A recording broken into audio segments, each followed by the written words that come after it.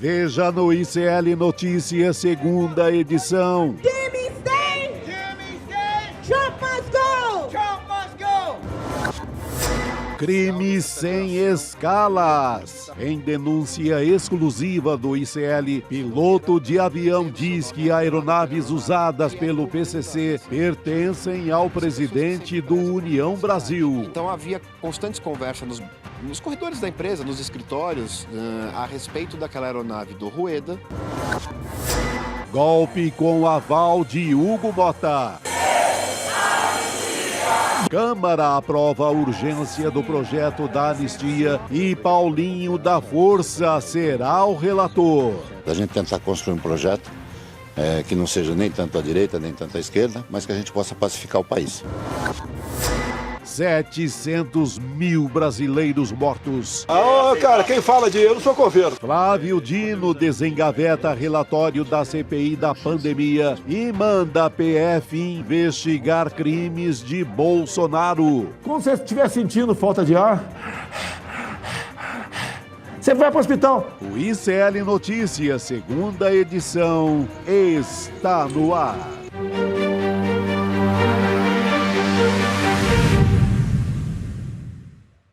Olá, boa tarde. Seja muito bem-vindo, seja muito bem-vinda. O ICL Notícias, segunda edição, está começando. Já estamos ao vivo nos canais do Instituto Conhecimento Liberta, Eduardo Moreira, também no canal da Voz Trabalhadora, para você que nos assiste pelo YouTube. Boa tarde para você que nos ouve pela Web Rádio São João, em Quixadá, no Ceará, e também na Rádio Cultural, na região da cidade de Torres, no Rio Grande do Sul. Hoje, a nossa mesa redonda tá cheia, viu, gente? Boa tarde para vocês todos. Leandro Demore, Chico Sá, Juliano Medeiros. Boa tarde, Gabi. Boa tarde.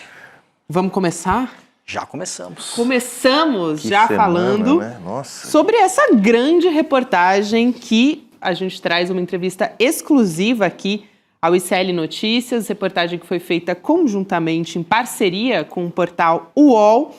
A gente tem o depoimento do piloto de avião Mauro Capucci Matosinho. E ele traz a revelação de que o Antônio Rueda, o presidente do União Brasil, isso é uma parte dessa conversa, tá? A gente está só começando aqui. Ele é o verdadeiro dono, de acordo com o Matosinho, de ao menos 4 aeronaves usadas para transportar lideranças do PCC e dos parentes também dessas lideranças. As informações que foram prestadas, eu reforço aqui, pelo piloto Matosinho, também à Polícia Federal. E que ele deixou à tapa essa companhia onde ele trabalhava, né, Demore? Você que é um dos que assinam essa grande reportagem. Então, a gente está falando aqui Leandro Demore, César Calejon, Alice Maciel e Flávio Costa também. E só o para dar aqui. E o Thiago Erdi do UOL. Isso. Perfeito. Gabi, essa história é uma história que começa em novembro do ano passado. Até então a gente não podia falar nisso, porque ele tinha pedido, obviamente, anonimato por uma questão de segurança. Posso imaginar que as pessoas entendem a gravidade da situação. Entra em contato com a gente por redes sociais, primeiro com o César, depois, conversando com o César, disse que gostaria de falar comigo para passar essas informações. Basicamente é um piloto de jatos executivos que trabalhava agora, né, numa companhia de aviação chamada Transportes Aéreos Piracicaba, e que conta uma história que é o seguinte: olha, eu estou voando com gente esquisita, né? E aí começa a contar a história dessas duas lideranças desse sistema mafioso que estão foragidas. Hoje a gente conhece, um chamado Mohamed, chamado de Primo, o outro Roberto Leme, chamado de Beto Louco, e fala: olha, eu estou voando com esses caras há muito tempo. Ele nos conta que ele fez dezenas de voos, né? Num primeiro momento, a gente faz uma reportagem sobre o Ciro Nogueira, 3 semanas atrás, reputa isso a uma fonte anônima. Eu até fiz uma brincadeira hoje no N1, né? Muita gente, por má fé ou desconhecimento, e desconhecimento não é problema, o problema é a má fé, né? Acha, Chico, que fonte anônima é um garçom de churrascaria que ouviu uma frase de pé de ouvido quando estava passando cupim, né? Sim. Não é isso, não é assim que jornalista trabalha, não é assim que a gente faz o nosso trabalho. Ele é uma fonte qualificada que fez, segundo ele, dezenas de voos com o Beto Louco e com o Primo, e nesses voos, Gabi, ele ouviu e viu e presenciou muita coisa. Já estava acostumado, como essas pessoas que viajam em jatos executivos e também pilotam helicópteros para a elite do Brasil. Ele nos contou outras histórias também, histórias que a gente sabe, pessoas que pilotaram aviões para outras famílias, com outras questões também. E nos conta que havia ali uma espécie de máfia em operação, operando na área de combustíveis. Até então, não sabíamos da Operação Carbono Oculto. Nessa primeira entrevista. Nessa primeira entrevista. Na verdade, as primeiras conversas em novembro do ano passado, essas conversas se estenderam e nós decidimos gravar uma primeira entrevista com ele, coisa de 2 meses atrás, para ter essa entrevista gravada, porque a gente estava começando a olhar para as histórias. E a gente ia deixar a entrevista gravada para depois a gente fazer o material audiovisual para mostrar no ICL, fazer um documentário. Então, a gente gravou uma entrevista de backup, como se fala, num hotel, né, mais à vontade e tal. Quando a gente grava essa entrevista, pouquíssimo tempo depois, se eu não me engano, 10, 12, 15 dias depois, não vou saber precisar, estoura a Operação Carbono Oculto. Quando estoura, o Mauro nos escreve e fala: estou no Uruguai com a família do Beto Louco. E o Beto Louco está foragido. Ele transportou os parentes do Beto Louco às vésperas da mega operação. Antes de estourar a operação. No que se imagina, a operação vazou. Claro, e sabendo que a aeronave não era do Beto Louco, ele sabe para quem ele trabalha, né? Exatamente, sabendo que aquela aeronave, que em tese era da empresa onde ele trabalhava, mas era uma aeronave que era usada prioritariamente em voos para o Beto Louco, para o Mohamed e para a família do Beto Louco. Ele conhece a família há um bom tempo, tinha um relacionamento, estava voando há quase 2 anos para eles, transportando eles de um lado para o outro, para tudo que era lugar. Ele disse que transportou pelo menos 30 vezes o Mohamed, né? E muito mais do que isso o Beto Louco. Isso, em um determinado momento o Mohamed vira alvo de uma operação da polícia, 1 ano e pouco atrás, e o Mohamed dá uma sumida de combustíveis, né? Sobre a operação de combustível, a adulteração de combustíveis. E, segundo a polícia, nessa empreitada toda da adulteração de combustíveis, havia um fluxo de dinheiro para fintechs na Faria Lima, onde havia um branqueamento de capitais, chamado lavagem de dinheiro, né? Com ocultação de patrimônio, e esse dinheiro sujo que entra também é um dinheiro, segundo a investigação, que vem do PCC. Um detalhe importante, Gabi, as coisas que o Mauro nos contou na entrevista, 2 detalhes importantes. As coisas que ele nos conta na entrevista, a gente gravou depois uma segunda entrevista com ele, e fizemos um teste de estresse na fonte também, para perguntar, reperguntar quantas vezes você ouviu isso, da boca de quem você ouviu. Quem vai assistir a entrevista vai ver isso, onde você estava, o avião estava em solo, o motor estava ligado ou desligado, né? Porque o motor ligado talvez não ouve bem, o motor desligado. Então a gente foi fazendo um passo a passo, eventualmente para tentar entender se a fonte também não estava se confundindo ou inventando uma história. Podia ser isso também. Depois fizemos uma operação jornalística para confirmar. Então, confirmamos todos os itinerários que ele fez. Só para vocês terem uma ideia, eu tenho gravado aqui no meu celular, isso até não foi para o ar hoje, depois eu vou pedir para o pessoal fazer um vídeo. Quando a família do Beto Louco vê que eles não são procurados, o Beto Louco está foragido até hoje, a família decide voltar ao Brasil. A operação estoura numa quinta-feira, eles viajam na quarta, a operação estoura quinta, sábado eles voltam para o Brasil.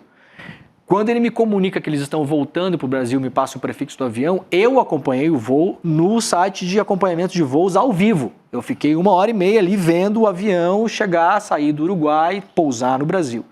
Quando ele pousa no Brasil, no aeroporto Catarina, a Polícia Federal o interpela e ali ele já dá um depoimento de 1h30 para a Polícia Federal, contando as coisas que ele viu e ouviu. Podendo, inclusive, dar outros depoimentos para a Polícia Federal, complementar o depoimento que ele deu com outras informações que a Polícia Federal julgar pertinentes. Então, isso é uma relação muito importante que a gente teve com a fonte de realmente tentar entender, porque a história realmente era uma história muito detalhada. O Mauro é um cara que tem uma memória incrível. Você conversa com ele 10 vezes sobre a mesma coisa e ele vai te dar 10 vezes a mesma resposta, com detalhe, onde estava, com quem estava, quem falou, quem pegou a sacola, quem botou a sacola, para onde foi, que hangar que era, o modelo da aeronave, o horário que decolou. A gente pegou os documentos de voo também, horários de decolagem, horário de pouso, praça de decolagem, conversas dele do WhatsApp com o chefe da empresa. Então, assim, nós fizemos um cerco jornalístico para entender que a fonte tinha uma verdade naquilo que ela relata. Se isso, Juliano, vai virar uma verdade judicial, claro, se a Polícia Federal vai conseguir comprovar ou não, isso não é da seara do jornalismo. Nós vamos até um certo ponto. Nós não temos capacidade de quebrar sigilo, de fazer diligências, de fazer pedidos para a justiça. A nossa investigação ela é muito limitada. Mas o testemunho dele é um testemunho muito impactante, muito sólido no que ele contou, nos horários, nas aeronaves, a maneira como as coisas eram feitas, o conhecimento que ele tem das pessoas, conversas de WhatsApp, e isso que está retratado nesse testemunho que ele deu para o ICL. O ICL não é um órgão de acusação, nós não somos o Ministério Público, nós não somos a Polícia Federal, nós não fazemos denúncia, nós não acusamos, nós estamos fazendo o que o jornalismo faz há muito tempo no mundo todo. O caso Watergate nos Estados Unidos começou assim também. A célebre entrevista do Pedro Collor para a Veja foi isso também. O caso, o Watergate começou até de forma mais precária. Isso. Não tinha nada. Documentação, uma coisinha, exatamente. São repórteres de cotidiano, repórteres que cobrem a cidade, que entram no caso. Então é infinitamente mais precário. Isso, e foi assim. E reportam o que uma fonte anônima chamada Garganta Profunda perfeito. reportou para eles na garagem de um edifício. Né? Então, menos informações do que nessa história. Eu só quero dizer isso, exatamente. assim, E é o grande caso que é contado nas faculdades de jornalismo, né, até hoje. Então, esse é o material que a gente conseguiu levar a público agora e seguimos as investigações e já vimos que outras redações também estão investigando, estão na trilha, e as trilhas, numa maneira de investigação jornalística, parecem muito promissoras. Claro, abrimos espaço para as pessoas que são implicadas nisso. Conversamos com a empresa, Taxiário Piracicaba, tentamos contato com a defesa do Mohamed, do Beto Louco, que estão foragidos, Ciro Nogueira, Antônio Rueda, todos responderam, tiveram seus espaços, de modo geral, em linhas gerais, negaram tudo, o espaço segue aberto, podem inclusive comparecer aqui ao estúdio do ICL, sentar aqui na mesa conosco e faremos uma entrevista com eles, podem dar todos os seus pontos de vista em relação ao caso que a gente apresentou hoje de manhã. Eu achei importante esse sobrevoo para a gente entender de onde veio essa história, porque ele resolveu falar tudo isso, né? Acho que a gente pode ir destrinchando esses pontos, a gente vai trazer alguns trechos aqui da entrevista, Perfeito. Os mais importantes. Mas antes eu queria propor a gente colocar na tela um quadro que deixa tudo mais didático. Boa. Isso que o Demore explicou agora, a gente pode ver em imagem também. Para quem nos acompanha por áudio, a gente vai explicando ponto a ponto mais uma vez. Então a gente vai colocar aqui na tela... de um lado, a gente tem a esquerda separado, né? Lideranças do PCC, do outro é o núcleo político. Então, dois núcleos diferentes. O Mauro Capucci, ele é a figura que deu a entrevista. Isso. Então, é o piloto de avião, ele está aqui na imagem também, e ele conecta todos esses pontos. Isso. Ele transportou o Beto Louco e o Primo, a gente falou agora há pouco, mais de 30 vezes, então dezenas de vezes. Isso. O Beto Louco e o Primo, eles estão aqui na imagem à esquerda e eles estão foragidos no momento. A gente falou agora há pouco que o Matosinho, ele transportou a família do Beto Louco às vésperas da mega operação Exato. do PCC. Na entrevista ele dá detalhes desse voo também. É muito detalhada a fala dele inteira, né? Prefixo, até quando vocês não perguntam, ele dá o prefixo Isso. naquela linguagem de piloto, Isso. papa, não sei o quê, Isso, por aí vai. isso. Ele fala tudo o que acontece nesse voo com a família, como a família ele já havia voado outras vezes, era carinhosa com ele, e ali tem um lanche, tudo assim, muito detalhado. E a equipe do ICL, o Flávio, a Alice, assim, completam esse trabalho de avião por avião de uma forma que tá tudo ali, o roteiro está pronto para Ministério Público, Polícia Federal, a quem cabe aprofundar as investigações. Isso. E a gente vai falar sobre os aviões também, agora olhando para o outro lado dessa tela que a gente estava mostrando agora há pouco, tem o núcleo político. Então, do outro lado, Antônio Rueda, presidente do União Brasil, que, segundo Matosinho, estuda com base no depoimento dele, mesmo depoimento, inclusive, que ele deu para a Polícia Federal, que os nossos jornalistas também apuraram isso, que batem os depoimentos. Segundo Matosinho, ele é sócio oculto de aviões, da empresa de aviões que transportava a liderança do PCC, isso que o Chico Sá estava explicando agora. E o Ciro Nogueira, presidente do Progressistas, ele também aparece nessa entrevista. O piloto diz, segundo Matosinho, portanto, que ele teria recebido sacola com dinheiro vivo. Aí agora eu queria... Ele ouviu isso da boca do Beto Louco. Exatamente. Na aeronave, viu a sacola, filmou a sacola, e essas sacolas ou caixas de vinho, quando eram transportadas como sacolas ou caixas de vinho, está aí a sacola, esse é o braço do Mauro, essa é a tatuagem do Mauro, essa é a aeronave, um banco da aeronave, essa é a sacola. Eles transportavam várias dessas sacolas a todo momento, sabiam que eram encomendas que tinham que ser cuidadas, então eram transportadas no banheiro da aeronave, não iam na carga ou jogadas em qualquer lugar. Eles tinham que prestar muita atenção, no caso, quando eles transportavam esse tipo de presente, digamos assim.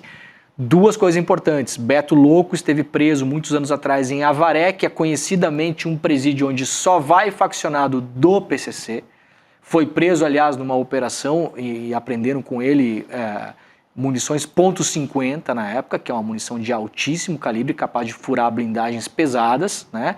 Outra informação importante, o Mauro Matosinho não é um criminoso, não é do PCC, ele era um trabalhador que trabalhava para uma empresa que tinha como clientes e, segundo o relato dele, sócios ocultos essas pessoas todas. Percebeu o que estava acontecendo. Percebeu, é um cara que se deu conta, teve ali uma transformação pessoal, inclusive, decidiu contar de uma maneira detalhada e corajosa, se colocando em risco, ele sabe do risco que ele corre, mesmo assim ele decidiu fazer isso. Então, isso é importante a gente deixar claro, que ele não é da organização criminosa. Exatamente. Né? Agora, eu acho que a matéria que foi feita, essa reportagem, Demore, ela está cercada de credibilidade, mas além de credibilidade tem um contexto. Não é só porque foi feita por jornalistas que têm uma reputação, que já fizeram reportagens muito importantes, você mesmo na Vaza Jato, né, e outros também que estão envolvidos na matéria, mas o Mauro faz um depoimento à Polícia Federal, portanto ele está reportando ao Estado brasileiro e colocando sobre si eventuais implicações que um falso depoimento, uma falsa acusação poderiam acarretar. Então isso agrega muita credibilidade à reportagem, porque aquilo que está dito na reportagem é o que está dito num depoimento à Polícia Federal, com todas as consequências que isso pode ter. Mas além disso, Demore, Chico, Gabi, tem um contexto. O Brasil está descobrindo nesse ano de 2025 até onde chega o crime organizado. A operação que descobriu que tem 30 bilhões de reais em fundos possivelmente vinculados ao crime organizado, que políticos do Centrão com alta influência na Câmara dos Deputados e no Senado Federal podem ser sócios ocultos ou não ocultos, isso tudo estava mais ou menos já aparecendo em algumas operações da PF. Então, essa reportagem ela vem num momento em que ela, de alguma forma, reafirma outras perspectivas que estão sendo apresentadas ou em operações da Polícia Federal ou em outros trabalhos jornalísticos também. Então, assim, tem um contexto, eu acho que a matéria se encaixa perfeitamente no que nós estamos descobrindo. E, por fim, Ciro Nogueira não é exatamente um santo, é alguém que pesa contra ele uma série de suspeitas. E o Antônio Rueda, quero fazer um registro, ninguém sabe de onde saiu esse sujeito.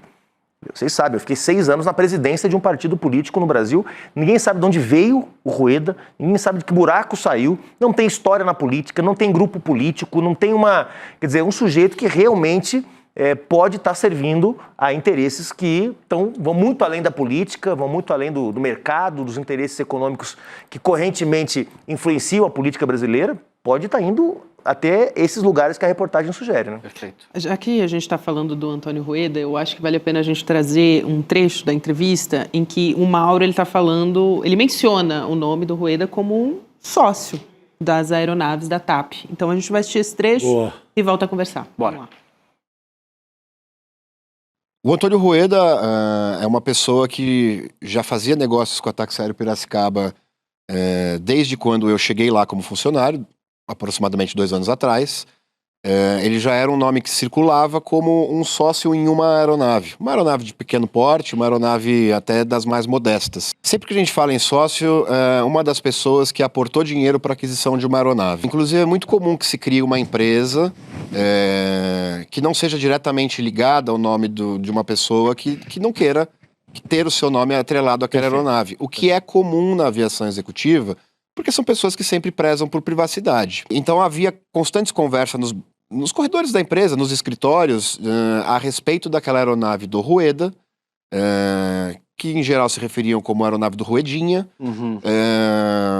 como um assunto da empresa. Precisa contratar piloto, precisa mandar para treinamento, precisa providenciar uma garagem, enfim, coisas relacionadas à operação de uma aeronave. Nos últimos 6 meses, houve a aquisição de uma série de aeronaves a serem agregadas na frota da Táxi Aéreo Piracicaba. O meu chefe direto dizia, vai chegar um Gulfstream G200, um modelo de aeronave. Então havia um estímulo aos pilotos de que aquilo seria bacana para a empresa, bacana para a progressão de carreira de todo mundo. Essa aeronave G200, ela era celebrada pelos funcionários. A movimentação que me pareceu muito estranha foi a chegada de 4 aeronaves e não apenas aquele G200. Foi descrita a compra de uma aeronave Gulfstream de série 500, uma aeronave que cruza o Atlântico, que não precisa fazer escala para ir para os Estados Unidos ou para a Europa. A Lamborghini das aeronaves a jato. Essa aeronave, ela estaria sendo testada pelo Ruedinha no momento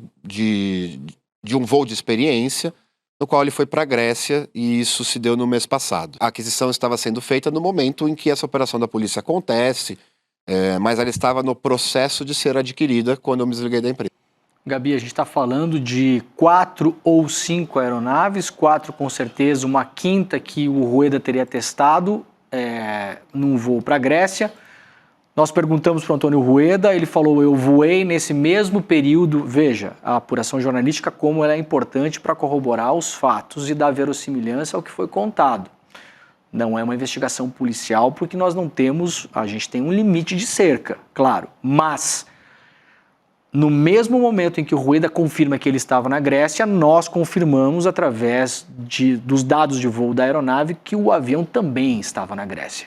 O Antônio Rueda nos respondeu, eu viajei do Brasil para a Grécia de voo comercial na companhia British Airways. Nós perguntamos, o senhor voou com este avião privado para testá-lo na Europa em algum momento durante a sua viagem? Não obtivemos resposta. Nós estamos falando de 4/5 aeronaves, sendo que essa quinta é considerada a Lamborghini dos jatos executivos. Estamos falando de um dinheiro parecido aí com 50 a 60 milhões de reais em aviões. Numa tacada, né? O que um negócio. Isso, Juliano, as 4 aeronaves numa compra num arco de 6 meses, tá? 6 meses.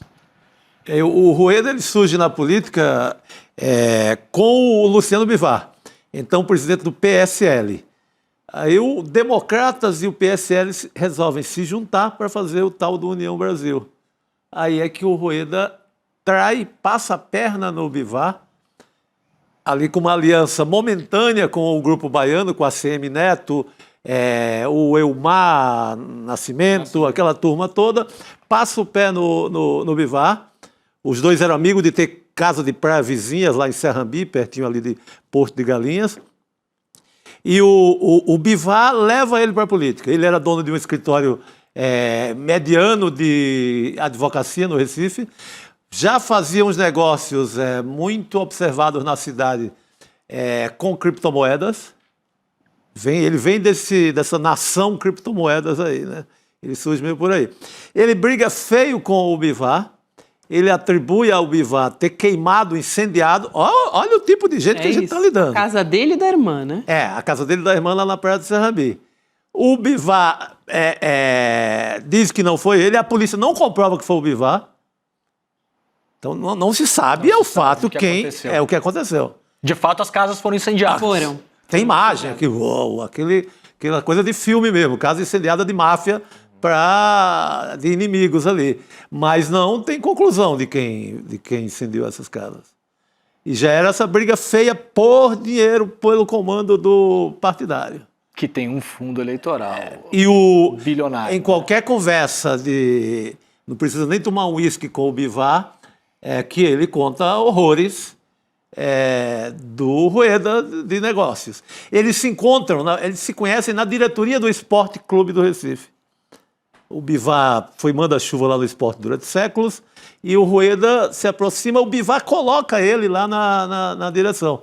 O Bivar ajuda muito ele, o Bivar apresenta ele ao mundo da política institucional do Brasil.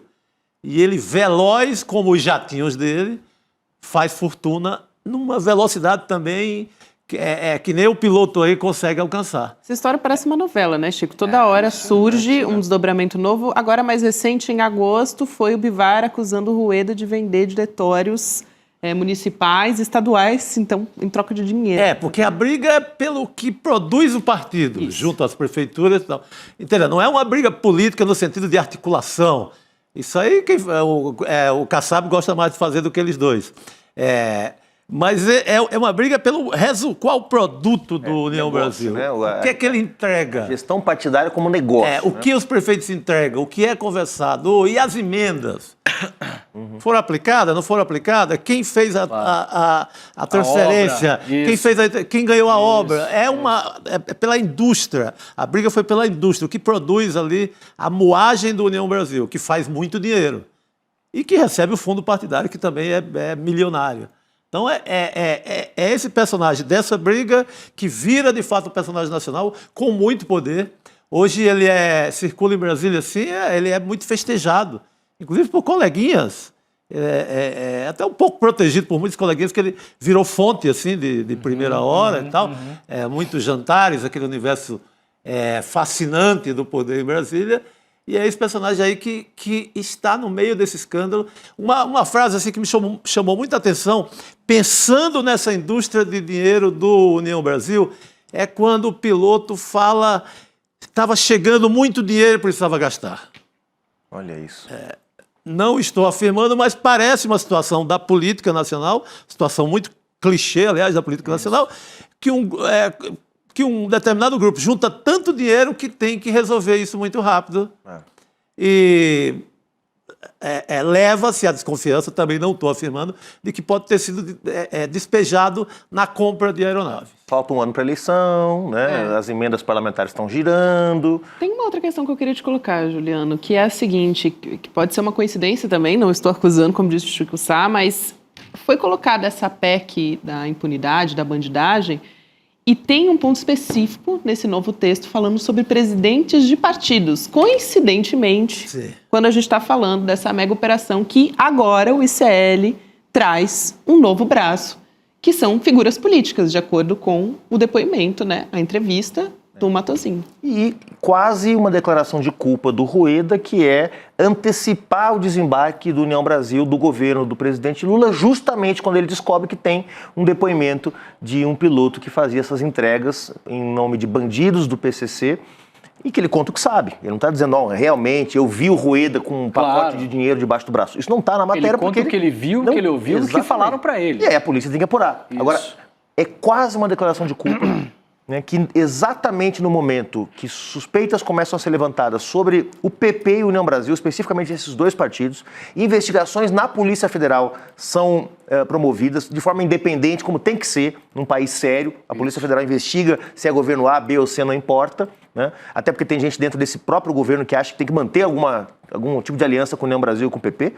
Então, na Polícia Federal, isso está sendo feito de forma independente e transparente, e os caras adiantam o desembarque deles do governo. Como quem diz, não, agora vocês vão querer mexer nos meus negócios. Então, é muito coincidente, na mesma semana que se aprova uma PEC que estende benefícios não só aos deputados, mas também a dirigentes partidários. Que não tem mandato. Tudo na mesma semana. Quer dizer, não é possível que seja coincidência. O Eduardo Moreira, ele traz aqui um bastidor lá de Brasília, dizendo que estão chamando nos bastidores a PEC da impunidade de PEC do Rueda. Olha só. É muito endereçado, né, de certa forma. Não é... Informação que ele traz aqui agora. Faz muito sentido. É uma moleza. Você vira um presidente nacional, sei lá, do PRTB... Está resolvido. Sem um voto. Tá resolvido. Não, Chico, e se o entendimento for para presidência de honra? Nossa. Aí você bota 20 mafiosos de presidente de honra do partido e tá todo mundo resolvido também. Exatamente. Tá todo mundo encastelado. Agora, né? nós estamos puxando um fio, nós como sociedade, a imprensa, a Polícia Federal, as instituições, estamos puxando um fio que a gente não sabe onde pode terminar isso. Tá? Porque isso aqui pode... Vamos lembrar, eleição passada, aqui em São Paulo, operação nas garagens de ônibus da capital paulista, 14 mil ônibus, empresas de ônibus ligadas ao PCC, encontraram arsenal, dinheiro vivo para ser distribuído para políticos. Na época, quem foi associado como um suposto beneficiário, digo suposto porque não há nenhuma condenação, presidente da Câmara de Vereadores de São Paulo, Milton Leite, que é do União Brasil. Então, a gente não sabe, o PCC hoje se tornou com 30 bilhões de reais em fundos na Faria Lima, gente. dono de banco, não é só posto de gasolina, estacionamento ou só tráfico de drogas. Hoje é um grande ecossistema econômico que certamente tem grandes tentáculos na política. Porque a gente fala de crime organizado e está pensando na milícia do Gato Net ou do botijão de gás nas favelas do Rio de Janeiro ou dos traficantes com fuzil na entrada da favela. Mudou, minha gente, mudou. O crime organizado no Brasil está muito mais sofisticado e tem tentáculos no mundo da política. Se puxar esse fio, ninguém sabe onde vai acabar. Não, se pegar a questão dos fundos, que você acabou de falar, os fundos da Faria Lima, geridos de certa forma pelo PCC ou com influência do PCC, e começar a ver quem manda nesses fundos, aí você já vai ter uma... A bolsa vai cair e o dólar vai subir. Gente, vou dar lugar ao meu querido Rodrigo Viana para também dar uma opinião sobre Muito isso. obrigada, querido. Parabéns, professor, Aliás, pelo aniversário. Que foi ontem, mas a gente está Muito obrigado. aqui, celebrando hoje. E eu vou celebrar hoje, vou celebrar no Despertar Amanhã, no sábado. Então, toda a comunidade séria que está nos acompanhando, a gente se vê na sexta-feira e no sábado, lá no Vibra. E a gente se vê amanhã também. Valeu, Juliano. Valeu, querido. A gente se vê hoje ainda, hein? Hoje vai ter festa para os mais chegados. Mais chegados, 400 convidados. Eu tô brincando, ele falou lá fora, perdi o controle da minha própria festa. Ele falou. Mas não vai ninguém de avião pra festa dele. Aparentemente. Vamos pegar jatinho, nada. Nada disso. Aqui, olha, falando em avião, a gente tocou o primeiro trecho aqui falando do Antônio Rueda. E tem um outro trecho falando sobre o Ciro Nogueira. Isso. E a gente já até mostrou aqui o pacote que o Mauro mostra, dizendo que seria esse o pacote em que tinha dinheiro vivo que seria levado até o senador.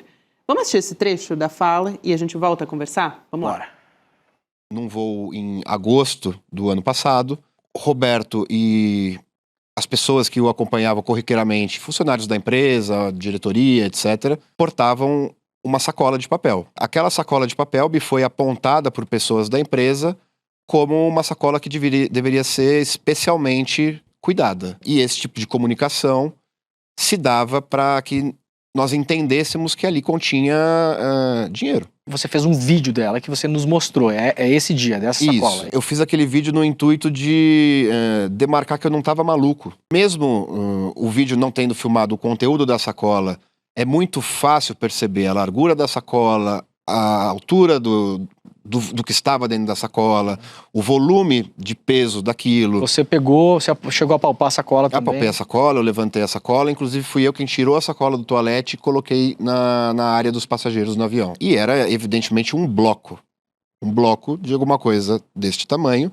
por este tamanho. Nesse voo específico, quem estavam era o Roberto Leme e funcionários da empresa que estavam frequentemente voando conosco. No momento do desembarque em Brasília, eu ouvi o Roberto Leme dizendo que, na verdade, perguntando se estava tudo certo com o Ciro, se o Ciro já estava os aguardando. A forma que ele se referiu foi o senador Ciro. Entendi que se tratava do único senador de nome Ciro. Eles, evidentemente, estavam programando um encontro com o senador Ciro e, no momento de retorno, é comum o motorista avisar a equipe de coordenação de voo da Táxi Aéreo Piracicaba que os passageiros estão a caminho. E quando eu recebi essa informação, me foi dito que eles estão saindo do Senado agora. Essa sacola que você se refere, o que aconteceu com ela quando as pessoas saíram do avião? Um dos funcionários pegou a sacola em mãos e entregou para o Roberto. Essa sacola de dinheiro seria entregue para o Ciro Nogueira. Aí o corte dessa fala, é importante só relembrar, o Demore já falou isso, mas essa matéria, no dia 1º de setembro, o ICL trouxe com a entrevista de alguém que estava falando em anonimato. Isso. Para proteger essa pessoa. Era o próprio Mauro. Mas dessa vez eu achei legal, Gabi, porque, além do contexto, quer dizer, por que ele falou que era para o Ciro? Porque ele ficou doido? Porque ele adivinhou? Não, porque ele ouviu o nome Ciro Nogueira. 5 ou 6 na ida e na volta. Isso. E como é que você sabe que tinha dinheiro ali dentro? Se você supôs... Não, era o almanaque da Mônica que tinha ali dentro? Não. Aí a gente vendo a imagem e ele falando... A gente percebe que ele pegou, ele levantou, ele apalpou aquele material, já tinha ouvido que era dinheiro, o contexto todo dava a entender que era dinheiro, cuidado com o que está aí. Não era revista em quadrinho, não era gibi que tinha ali dentro, né? Então, tem um contexto. Na primeira entrevista, isso não tinha ficado tão claro, até porque tinha todo um cuidado para protegê-lo, era o pedido dele proteger. Dessa vez ele contou com muito mais detalhe, e ele pôde dizer, olha, eu segurei, eu vi que tinha um volume, a partir de tudo isso, e pelo que ele ouviu também, ele pode garantir que é dinheiro. Agora, ele não viu a entrega. O que ele narra é que eu ouvi que seria entregue. É isso. Vamos lembrar, Rodrigo, a situação da caixa de vinho do Mauro Cid e do Braga Neto, né? Que foi investigada pela Polícia Federal, contado pelo Cid para a Polícia Federal e, aliás, publicado em primeira mão pela Juliana Del Piva aqui no ICL. Sim. O Mauro Cid não tem nem o vídeo da caixa de vinho. O Mauro Matosinho, piloto, tem uma história mais completa e mais documentada do que a do Mauro Cid. E o Braga Neto foi condenado com a história da caixa de vinho. Então, assim, chega num ponto em que eu acho que a gente tem que também ter o cuidado que não vai ter um senador da República esfregando dinheiro no rosto e jogando dinheiro para cima, filmado, né? Se a gente fizer essa exigência do jornalismo, não se faz mais jornalismo. A gente deu um relato dele, conferiu a data do voo, a aeronave que ele voou, o aeroporto que ele pousou, o WhatsApp dele, é comunicado para ele quando ele tá... Eu perguntei para ele, quando você ouviu isso, quantas vezes? Ele até fala, né? 4, 5 vezes, 5, 6 vezes, senador Ciro. Quando eles levam esse dinheiro para fora da aeronave, esse dinheiro vai embora, quando eles estão voltando para a aeronave, é praxe, Chico, ligar para os pilotos e falar, prepara a aeronave que estamos voltando, estamos saindo do Senado. Veja, não são palavras jogadas ao vento, ele é muito consistente. Em relação à sacola, essa sacola ele filmou. 2 informações importantes. Uma, se tornou comum em determinado momento transportar ou sacolas iguais a essas, que, como ele diz na entrevista longa, não estavam com os lacres originais, então não é uma sacola de loja com o lacrezinho da loja, um lacinho. Eram sacolas grampeadas com grampos de papel. Ou caixas de vinho. Quando havia esse tipo de transporte, não era uma carga comum que você joga lá no bagageiro. Entregava-se para os pilotos e falava, isso aqui tem que tomar muito cuidado, é um presente ou uma caixa de vinho. Os pilotos colocavam no banheiro da aeronave, num compartimento que é pouco acessado, que só os pilotos conhecem. O procedimento é, quando terminavam os voos e todos os passageiros tivessem saído, o piloto tirava do banheiro da aeronave, colocava em cima de um banco da aeronave e uma terceira pessoa pegava aquilo e transportava para fora da aeronave. Esse era o procedimento. Eles sabiam que esses presentes ou caixas de vinho eram dinheiro, por quê? Porque, primeiro, era comentado na empresa e, segundo, o Mauro relata que em um desses casos, que não é esse caso do vídeo, é um outro caso, a sacola, que era muito semelhante a essa, grampeada com grampos de papel, num canto da sacola, o grampo de papel não estava tão próximo da borda ou tinha caído, ele consegue afastar com os dedos e ver que ali estavam notas de R$200. Era um bloco de notas de R$200. Esse é um outro caso que ele conta sobre um outro político que nós ainda estamos apurando e se nós conseguirmos ter alguma certeza, nós traremos à tona também. Então, há mais material nos depoimentos do Mauro. Então, ele viu o dinheiro em algum momento? Viu o dinheiro pelo relato dele. Eu perguntei para ele em relação a essa sacola. Você apalpou a sacola? Ele fala, apalpei, tá ali o vídeo, né? Aquele é o braço dele, a tatuagem dele. A gente conhece o Mauro, a gente pode inclusive mostrar o braço do Mauro em qualquer momento. A Polícia Federal o conhece também, né? Ali tá o braço dele, tá o solo da aeronave, é fácil identificar que a aeronave é essa. Ele apalpa, eu perguntei para ele, mas não era um objeto sólido, não era um relógio, não era uma estátua? Não era roupa, na entrevista mais longa eu faço essas perguntas, era um objeto só, não era roupa, que era uma coisa mais fofa, porque parece uma sacola de roupa, ele fala, com certeza não, o que eu poderia comparar é como se fosse um bloco de livros, né? Um bloco sólido de papel, ele fala. E uma das sacolas que eu abri, eu vi que aquele bloco sólido era um bloco de notas de R$200. Então, de novo, esse é o relato do Mauro Matosinho. Isso é... Tem que lembrar que essa turma... tinha muito interesse no Senado, porque lidava com combustíveis, com regulação de postos, de combustível, de toda essa história. Essa dupla do PCC em São Paulo, que não o PCC com a máscara ali, que vende o gás na favela, não. O PCC de gravata. O PCC da Faria Lima. Isso. Não estamos falando do PCC genérico ali, que ganha uma grana vendendo TV a cabo. Isso é um varejão, isso é quase a milícia, né?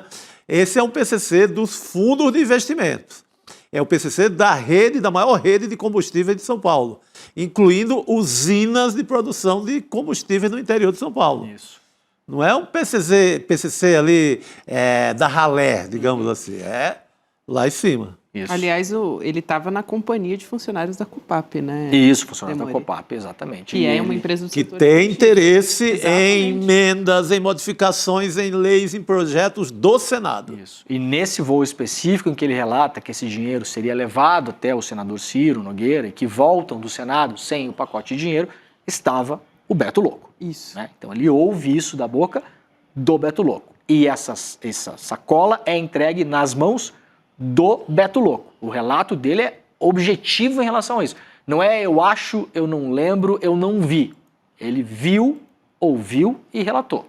E transportou. E transportou. Aí, como o Rodrigo falou, não sabemos se foi entregue, se não foi entregue, como é que foi entregue. Isso é uma investigação policial, a gente não Claro. consegue chegar tão longe Sim. nisso, né? Pelo menos por enquanto. Agora, assim, me chama muita atenção, né, o outro relato que ele fez de que transportou a família do Beto Louco na véspera da... Isso vocês de manhã trouxeram com muito detalhe no N1, a gente Agora falou também. do ICL urgente, agora repetiu, mas eu acho assim, para quem acompanha toda a história, né, desde o começo se falava, né, do vazamento da informação.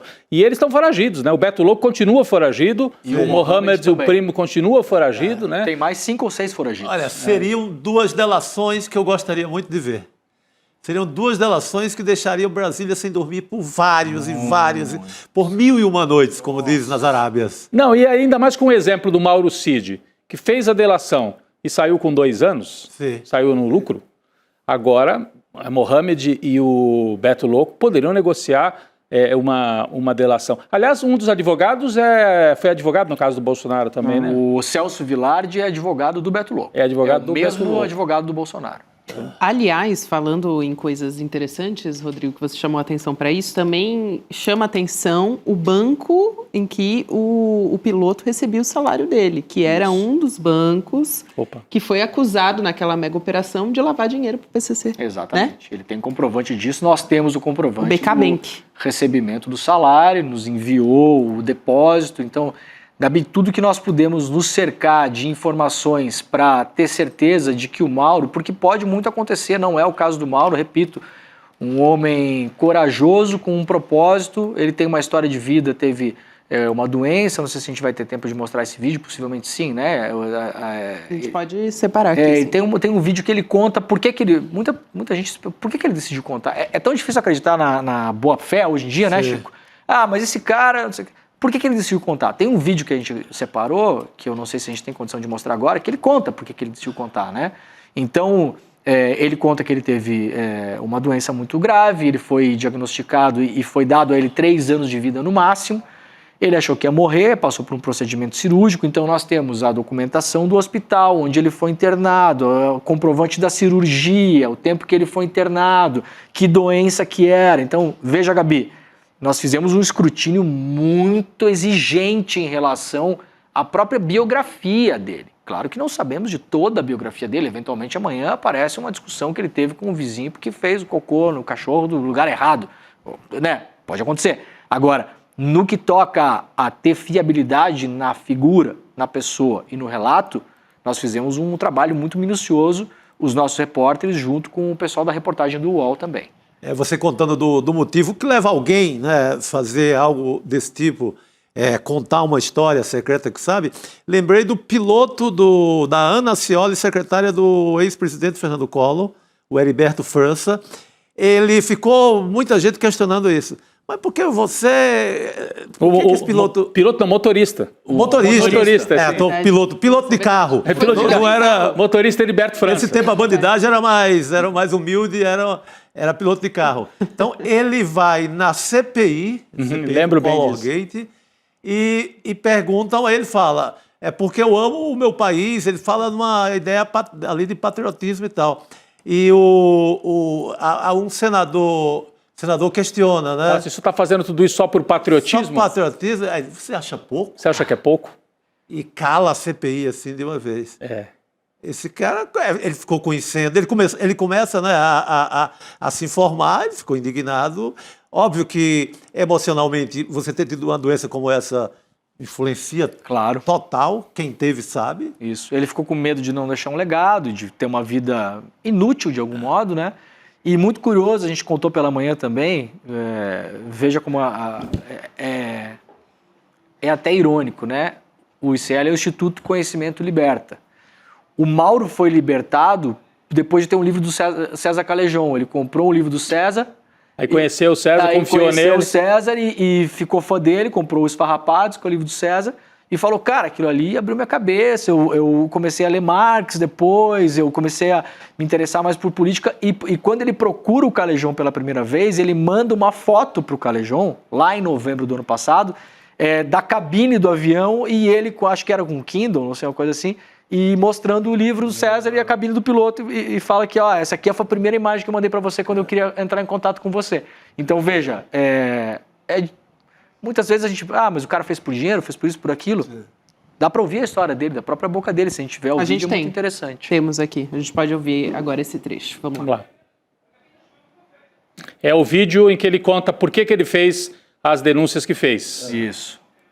Ah, tá. A gente está separando aqui, porque eles estavam falando do tempo, eu achei que estava pronto. Enquanto a gente separa esse vídeo, acho que vale a pena a gente trazer aqui o outro lado, que é o famoso outro lado do jornalismo, das principais fontes que foram citadas na reportagem. Então, a gente tem aqui o presidente nacional do União Brasil, Antônio Rueda, dizendo que ele já voou em aeronaves particulares, em voos fretados por ele, mas nunca participou da compra de nenhum avião. Disse ainda que não vê qualquer motivo para ter sido citado como proprietário das aeronaves mencionadas e repudia com veemência qualquer tentativa de vincular o seu nome a pessoas investigadas. União Brasil também se manifestou em nota, diz que manifestou solidariedade ao presidente do partido, então o Antônio Rueda, e chamou essas notícias de infundadas, prematuras e superficiais. E o partido também citou que causa estranheza que essas inverdades venham a público justamente quando o partido anunciou que deixaria a base de apoio ao governo Lula. Foi algo que a gente citou aqui mais cedo também. O Ciro Nogueira não se pronunciou sobre o assunto. No dia 1º de setembro, ele já tinha negado qualquer tipo de relação com o PCC, além de ter exigido que o ministro da Justiça, o Ricardo Lewandowski, também abrisse uma investigação. E os advogados do Primo e do Beto Louco não se pronunciaram sobre o assunto. Eles foram procurados, até o momento não se manifestaram. Ciro Nogueira está processando o ICL na Justiça Civil, pedindo uma indenização de R$30 mil, processando nominalmente a mim e o César Callejon nesse processo inicial, né? E o Flávio VM Costa. E num processo criminal pediu para a juíza para que a primeira matéria que a gente publicou 3 semanas atrás fosse derrubada, e eventualmente pediu bloqueio de novas matérias. A juíza, numa decisão muito técnica, a gente fez uma avaliação com o nosso escritório de advocacia também, ela pediu para o Ciro Nogueira e os seus advogados esclarecerem exatamente quais os motivos para derrubar a matéria, porque não se convenceu dos motivos elencados. Uma peça inicial dos advogados do Ciro Nogueira cheia de exclamações, isso é um absurdo, não é assim, né? Aquelas peças meio antigas, assim, né? Aquela coisa. Então, assim, estamos nesse ponto. A principal reclamação deles nesse processo é que não podia se dar fiabilidade ao relato por se tratar de uma fonte anônima. Hoje, às 5h30 da manhã, a fonte deixou de ser anônima. E além de deixar de ser anônima, fez um relato completo para a Polícia Federal, né? Isso está lá na Polícia Federal. Nós não sabemos tudo que ele falou para a Polícia Federal, porque a investigação ainda está em sigilo, né? Mas o Mauro, na própria entrevista longa que fez com a gente, Rodrigo, isso é importante frisar, ele até declarou, olha, se tiver coisas que eu contei para vocês, que eventualmente... porque você imagina, o cara tá voltando para o Brasil, trazendo a família do Beto Louco.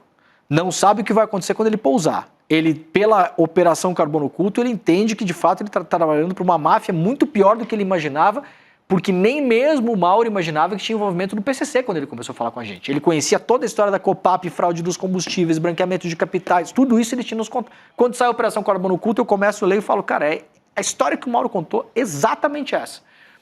Mas tinha PCC no meio. Então, é claro que quando ele desce no Brasil, no aeroporto Catarina, e a Polícia Federal o subtrai para fazer um depoimento, ele pode ter ficado nervoso, pode ter ficado confuso, mas ele falou, estou disponível para dar quantos depoimentos forem necessários para a Polícia Federal e contar exatamente as coisas que eu estou contando para o ICL, né? A gente tem aqui o vídeo agora em que ele conta o motivo que levou a, enfim, a querer falar a respeito disso e a procurar o ICL também. Vamos assistir? determinado momento você falou que você teve uma virada na sua vida por uma questão pessoal, né? Que fez você olhar a vida de uma outra maneira. Eu estou te perguntando isso porque isso faz parte da sua decisão de estar contando essa história também, que pode ter efeitos sobre a sua vida, aliás, eventualmente vai ter efeitos sobre a sua vida. Queria que você contasse, se você se sentir confortável, qual foi esse seu ponto de virada, essa sua história. Quando eu tinha 29 anos, eu tive câncer de fígado. E teve um momento muito marcante na minha vida em que eu fui numa consulta no Hospital São Paulo, num atendimento pelo SUS, e o médico muito friamente olhou no meu prontuário e me deu um diagnóstico de hepatocarcinoma.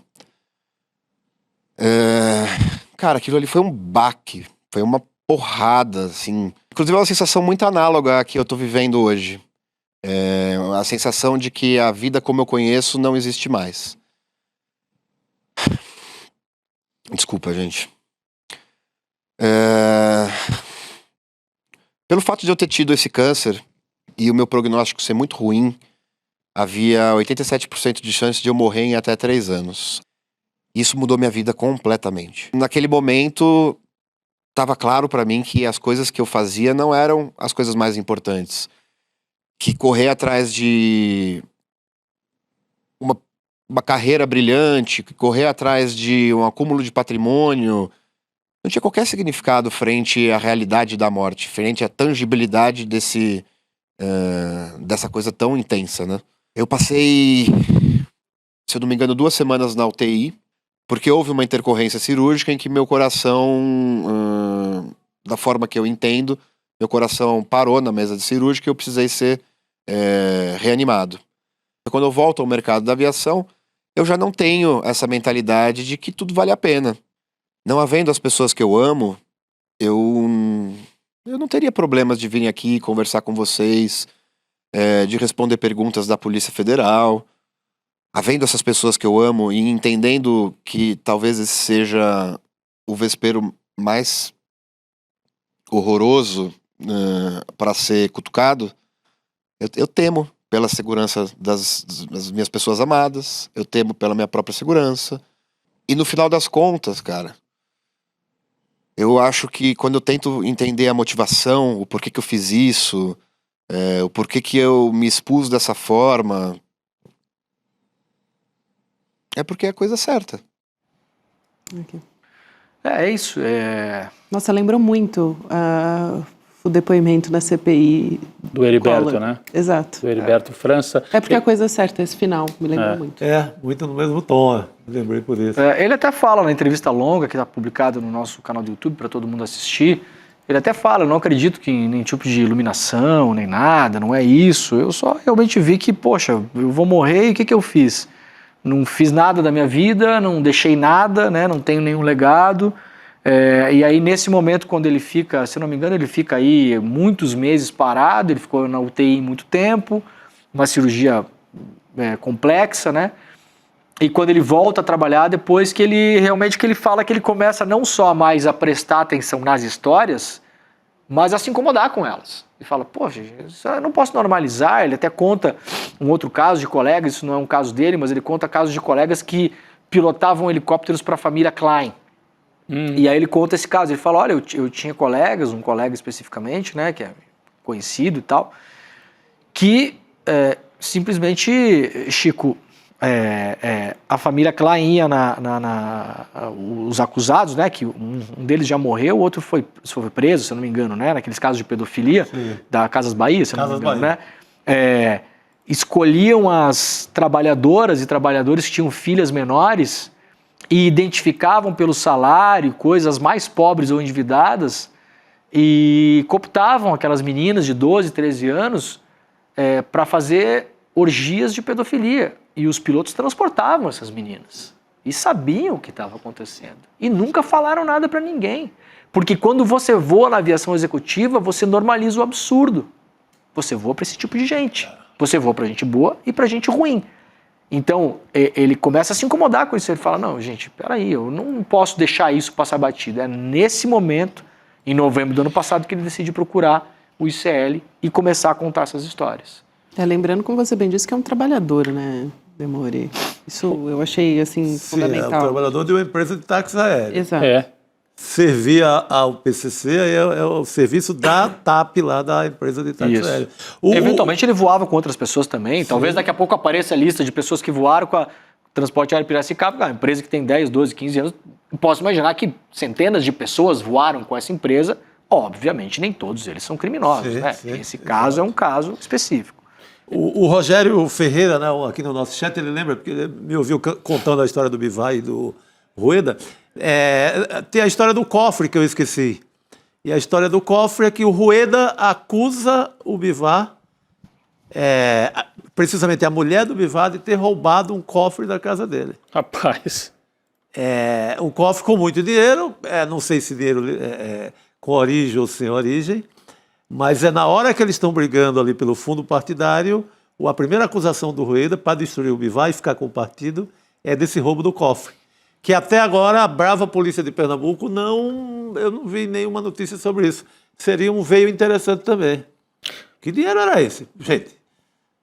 E olha que interessante que eu acabei de achar aqui no chat também. O Mauro Caputo está no chat, nos assistindo aqui. Ele acabou de dizer aqui, estou em local seguro, obrigado pela força ao pessoal do chat que estava aqui pedindo que ele se cuide, etc, etc. Então ele mesmo está acompanhando aqui a transmissão e está dizendo que está em local seguro. Só, assim, um fato, eu não sei se a gente já tocou nesse, a suposta laranja lá no interior do Maranhão, Demore, qual que é a importância dessa personagem, assim? Porque é um emaranhado, então para que as pessoas entendam.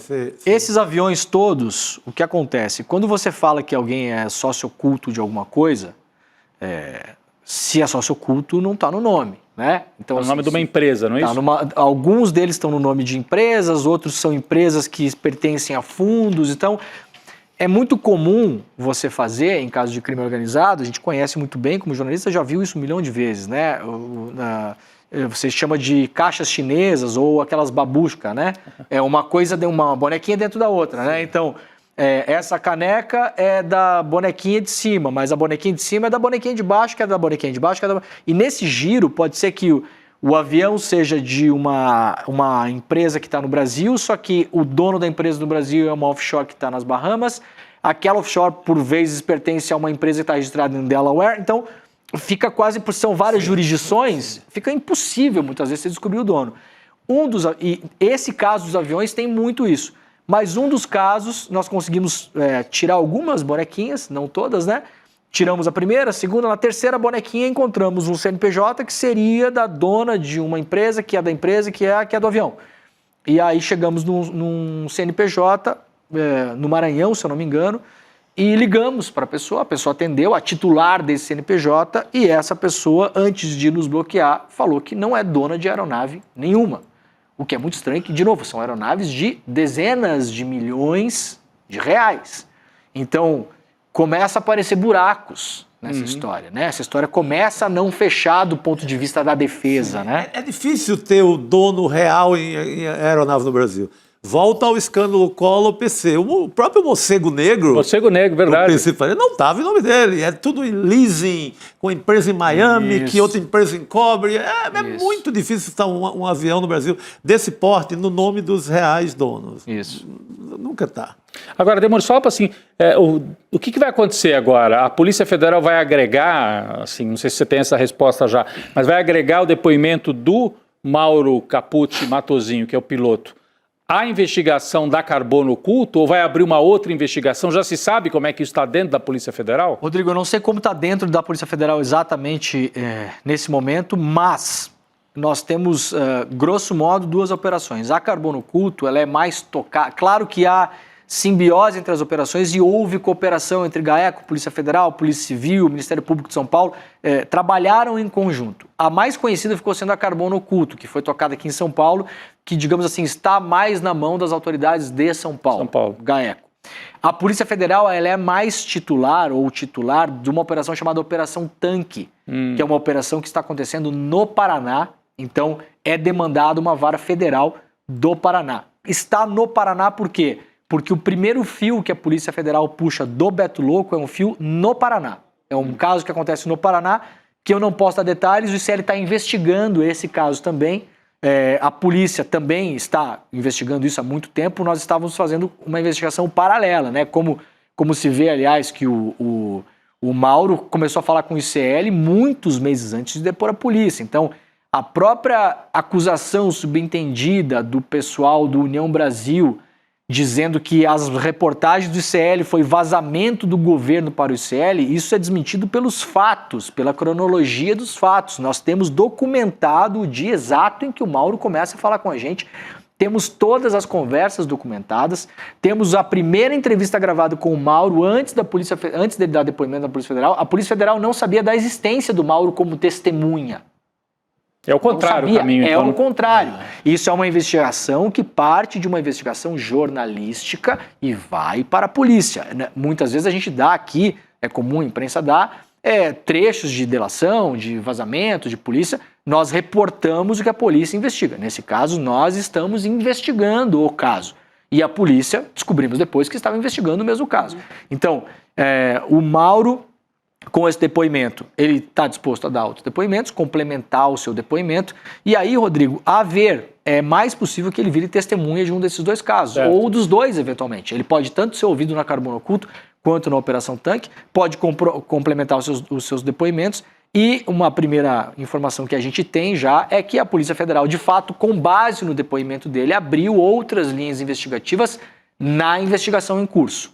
Principalmente na Operação Tanque. Tá? Então, isso está sendo investigado. Podemos chegar num determinado momento em que, como no caso do PC Farias, muitas coisas não serão resolvidas, não serão achadas. A própria Carbono Oculto, ela demorou 2 anos para ser investigada, né? Então, quando nós soubemos da Carbono Oculto, já estava sendo investigado há 2 anos essas pessoas. A Operação Tanque também é uma operação antiga que estava sob sigilo. Então, eventualmente não é amanhã que teremos uma resposta sobre se isso se não é, de quem que é o avião, de quem que não é o avião. Isso pode demorar muito tempo, pode chegar no beco sem saída em algum momento, pode aparecer novas informações em outro momento, pode haver uma delação de um desses personagens. Então agora a gente vai ter que ter um pouco de paciência, mas deixar claro que a parte da Polícia Federal, o ICL segue investigando esse caso. A gente já tem algumas linhas abertas e a gente viu hoje, ao longo do dia, que a imprensa entrou nesse caso também. Né? Isso quer dizer, é uma das primeiras vezes em que isso acontece, né? Furou totalmente o bloqueio da mídia tradicional, da mídia hegemônica. Primeiro com a parceria com o próprio UOL. Isso. Mas eu estou aqui vendo também no nosso chat o pessoal avisando, olha, a Globo News está falando agora do caso. Isso. Então saiu na Globo News, saiu no G1, saiu no UOL, saiu na Folha, saiu em todos os meios de comunicação, uma investigação que partiu aqui do ICL, o que mostra, assim, também a importância que o ICL adquiriu no chamado mercado da comunicação. Exato. Que tem muita ciumeira, né? Tem aquela coisa também, às vezes os colegas não vão, mas nesse caso acho que ficou impossível negar o ônibus, né? Vindo na direção. O roteiro da história, os personagens são pessoas que estão lá, que passaram essa semana decidindo sobre a tal da PEC da blindagem ou da bandidagem, chame como quiser. São esses atores, gente. É quem tá lá o Ciro Nogueira, tá lá o Rueda decidindo, sendo um dos mais influentes, se não for o mais influente do que aconteceu em Brasília essa semana. Então, a gente não está falando de pé rapado, como se diz no folclore aí da política. É outra coisa. Isso. Exato, Chico. Eu acho que vale a pena reforçar com quem está nos assistindo que dá para ler a reportagem, ela tem várias manchetes dentro do nosso site, né? Então, tem uma específica sobre essa questão do dinheiro vivo, a outra também sobre os jatos do Ciro Nogueira. Então, dá para ler todas essas reportagens no iclnoticias.com.br. E eu queria aproveitar a sua presença aqui. Sim, senhora. Para falar da nossa revista semanal, né? Que é um outro braço do ICL de análise, de reportagem. Enfim, a gente está agora aqui nos nossos canais. Acabei de falar do nosso site também, que está com toda essa reportagem detalhada. Tem lá, gente, o número da aeronave, né? O modelo, certinho, enfim, está tudo lá. Fotos dos aviões. Exatamente. Está no site. É importante ter um site para ser o repositório de todas as informações. iclnoticias.com.br, as conversas de WhatsApp, está tudo coordenado, ordenado. Antes de mais nada, fazer um agradecimento especial. Chico Alves, editor do nosso site, trabalhou muito, muito nessas histórias. E Helga Simões trabalhou muito nessas histórias também. Então, os dois, junto com o time de reportagem, a gente manteve, Gabi, como muita gente pode imaginar que não funciona assim, mas a gente manteve isso num círculo muito estrito dentro do próprio ICL, porque a gente tem... são informações sensíveis e não é que se desconfia dos colegas. Alguém pode esquecer um celular aberto, alguém pode ir num bar tomar uma cerveja a mais e falar uma frase solta que não pode falar, alguém pode esquecer um pendrive em cima de uma mesa. Então, assim, a gente manteve isso num círculo muito fechado. Então, acabamos trabalhando com poucas pessoas também. Foi um trabalho muito exaustivo e muito estressante. A gente estava brincando até na redação, dia e tal, mas realmente foram semanas muito tensas. Então, para início de conversa, é isso. E outra coisa que isso se conecta muito com a revista do ICL, porque a gente quer fazer da revista um veículo para esse tipo de coisa também. A nossa ideia inicial, o que foi? A gente lançou uma revista digital, ela vai para as pessoas todo sábado. É uma revista inicialmente de aprofundamento, ou seja, ela vai debater os temas da semana com mais profundidade. Tá aí a edição dessa semana, a gente liberou a capa hoje, a capa do genial Aroeira, que vai fazer várias capas pra gente. Assim como a primeira. Né? Ah, é o Aroeira de novo, né? O Aroeira vai ficar com a gente por um tempo agora, se depender de mim, vai ficar com a gente pra sempre. Eu fechei com ele vários meses aí, e ele veio muito feliz e contente. Aí a gente vai debater se os Estados Unidos são uma democracia ainda, né? O título é Estados Unidos, Democracia em Ruínas. Artigos assinados pelo James Green, pelo Leonardo Trevisan e pelo Jamil Chad, esses três artigos também, principais. O time a gente vai sempre variando, né, Chico? Vamos ter autores convidados, vamos ter autores da casa também. A gente vai rodar entre a galera do ICL que vai assinando. Tem as colunas fixas, né? Uma sua. Tem algumas fixas, Luiz uma Costa minha, Pinto, que o estreou Lula no Costa N2 Pinto, agora. Professor Castro Rocha, o próprio Jamil, Andréa Dipp, e tem as itinerantes, digamos assim. E aí, eu falei para Aroeira, a gente vai debater democracia nos Estados Unidos. Pensei em alguma coisa de Donald Trump, Estátua da Liberdade, fascismo. Aí o Aroeira vem com a imagem do Trump como Estátua da Liberdade, com um bigodinho de Hitler. É maravilhoso. Ele é muito bom, né? Hoje de manhã eu falei que o que estava escrito na placa era Duce. Depois o pessoal me disse, que é como Mussolini se chamava. Depois o pessoal me disse que é a ICA, né? Que é aquele grupo que prende os imigrantes, né? Mas pode ser um duplo sentido. Então, eu acho que eu soltei uma fake news hoje de manhã, mas tudo bem, vamos deixar por ICA esse negócio aí. E aí, Gabi, é o seguinte, a gente tá fazendo um desafio pra galera do ICL. Nós temos, até agora, em uma semana, incríveis 10.300 assinaturas. Se somar com as 15 mil, tá, gente? 15 mil com a galera do Eterno. Entendi. Os 5 mil do Eterno... Ó, quem assinou o Eterno se deu bem pra caramba, né? Nem sabia que ia ter revista. É porque já recebe Já vai automático. O que a gente for fazer daqui pra frente... O que aparecer, se a gente começar a fabricar carro, aqui a pessoa vai fazer carro em casa. Né? Mas a gente não vai fabricar carro. Nem avião, nem avião também. Avião também não. Nem avião. Então, 5 mil do Eterno, mais 10.300 hoje de manhã, só de manhã entraram 300 pessoas. Temos 15 mil assinantes. Eu chutei alto hoje de manhã e chutei chutado, não sei nem se vai acontecer, tá? Porque não pedi opinião pra ninguém. Se chegar em 50 mil assinaturas, a gente vai fazer impressa. Se chegar a 50 mil? 50 mil assinantes no digital, a gente faz impressa. A assinatura custa menos de R$10 por mês para quem é assinante do ICL. Vai lá, assina o ICL, ou se não é 14, alguma coisinha, mas enfim, é um preço ou é 9,90 ou é 14,90. 9,90 e 14,90, acho que são esses os preços. É um pão francês e uma média... É a metade de um café no aeroporto. Isso. Café do aeroporto. Café de aeroporto. Metade de um café. Isso é mensal para receber toda semana, todo sábado, a Revista Liberta na sua comodidade da sua internet, digamos assim, né? Então, quem quiser assinar, revistaliberta.com.br, o QR Code está na tela. E se a gente chegar em 50 mil assinaturas até o final do ano, a gente vai fazer a revista impressa, e eu já tenho até uma ideia de como a gente vai fazer a revista impressa, que eu não vou falar. Mas já estou conversando com uma galera e, assim, dá para sair, mas precisa de volume porque a revista impressa é cara. Né? Para imprimir o papel, tudo, entregar, o custo é muito caro. A entrega, essa parte de... Isso, treta. Logística e cria toda uma estrutura de entrega, de fazer chegar o produto na casa das pessoas. Mas temos a assinatura por R$14,70. R$14,70. Ou R$9,90. R$9,90 para quem é membro do ICL. Revistaliberta.com.br. É isso aí. Valeu, molecada. Valeu. Cansei de falar hoje. Vou te liberar, então. Pelo amor de Deus. Tá liberada. Vai descansar. Obrigado. Valeu, Rodrigão. Valeu. Obrigado. Parabéns. Parabéns para toda a equipe. Se cuida aí, querido. E para você também, Obrigado. Mori. Obrigada. Bom Valeu, ter você junto com a gente. E nós continuamos aqui, hein, gente, com nossos assuntos de Brasília, porque Brasília continua, sim, movimentada pra caramba. A gente vai receber o Felipe Pena, jornalista, psicólogo, professor da UF. Ele está aqui com a gente já, Felipe Pena? Temos? Opa! Temos, Felipe Pena. O homem está aí, Boa noite, professor. Que prazer te receber mais uma vez. Bem-vindo. Obrigado, prazer é meu, Gabi. Boa noite, Rodrigo. Boa noite, Chico, meu amigo. Muito bom estar com vocês. Muito bom estar com você. Pena que a gente vai falar sobre essa retomada da discussão sobre a anistia, que também não deixa de ser, a gente fala da PEC da impunidade, né, ou a PEC da blindagem, um projeto da anistia também é uma maneira da gente falar de impunidade, só que para os golpistas. E o nosso repórter, o Guga Noblar, ele conversou com deputados do Centrão e da extrema-direita na noite de ontem. Um deles, o ex-presidente da Câmara, o Arthur Lira. Vamos assistir esse trecho para voltar a conversar? Vamos lá. Lira, brevemente, a história da anistia, vamos aprovar a urgência, como é que ficou, o que foi acordado? Não estão lá ainda na reunião de líderes. Mas já está pronto, pela opinião do senhor. O presidente já deu uma matéria aí no Twitter dele que vai pautar. Vamos ver aí. Agora, o brasileiro, você acha que é prioridade? É bem rapidinho. É bem rapidinho. Para o brasileiro, é prioridade a anistia? Eu não sei. Só essa, Lira. Eu estou aqui com o senhor, é tão raro eu ter esse prazer de estar do lado do senhor. Amigo, quem decide é o presidente e o colégio de líderes ali. A gente só vota. Mas o senhor não acha que o brasileiro ele está um pouquinho decepcionado? Passou PEC da blindagem.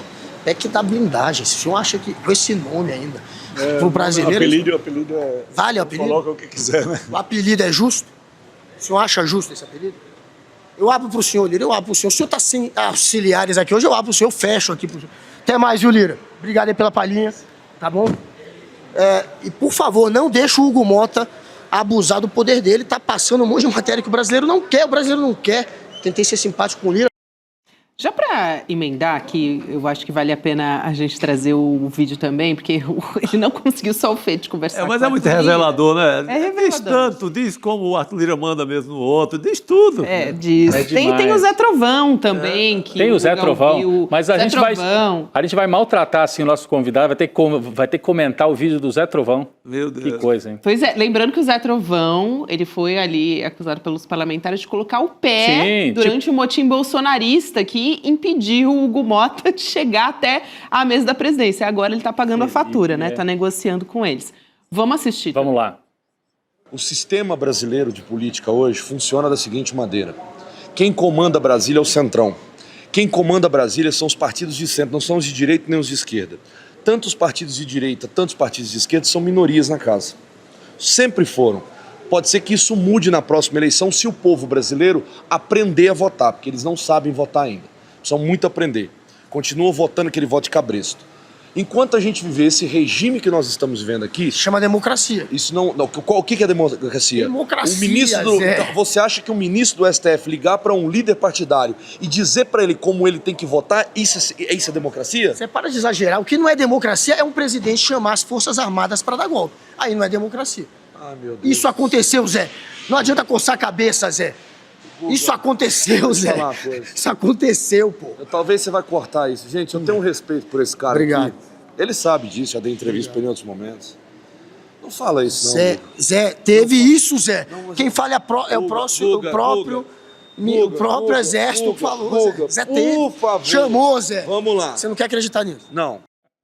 Rapaz, esse abraço eu fiquei preocupado com esse um golpe de judô, um golpe assim mais perigoso do Zé Trovão com o Guga. Tem que assim, fazer jus aqui, o carisma do Guga é realmente uma coisa impressionante. É impressionante. Agora, eu trabalhei muitas vezes com o Guga e sou testemunha disso. A gente fazia um programa que se chamava Viva a Roda, que era uma paródia do Roda Viva, naquela fase ruim do Roda Viva. E o Guga sempre teve esse carisma fantástico. Parabéns, Guga. Demais. Embora receber um abraço do Zé Trovão possa merecer um adicional de insalubridade aí do CL. Agora, Felipe, acho que vale a pena, claro, a gente está aqui trazendo esses trechos com esse olhar, né? Essa conversa do Guga Noblar que deixa tudo muito mais leve. Mas esse momento agora que a gente está testemunhando do Congresso Nacional é gravíssimo, né? A gente está vendo anistia sendo negociada, ao mesmo tempo que a gente fala sobre a aprovação de trechos assim absurdos desse novo texto da PEC da impunidade ou da bandidagem ou da blindagem, enfim, o que a audiência preferir. E ainda por cima salvaram o mandato, né? A Caroline Gettoni, ali dentro do PL, né, saindo, deixando a liderança da minoria para deixar o Eduardo e salvar o mandato dele. Então, realmente é um pacote de maldades do Congresso Nacional. Eu tenho separado, às vezes vocês me chamam para dar um ponto de vista como psicólogo, eu tenho separado essa direita em 3 partes.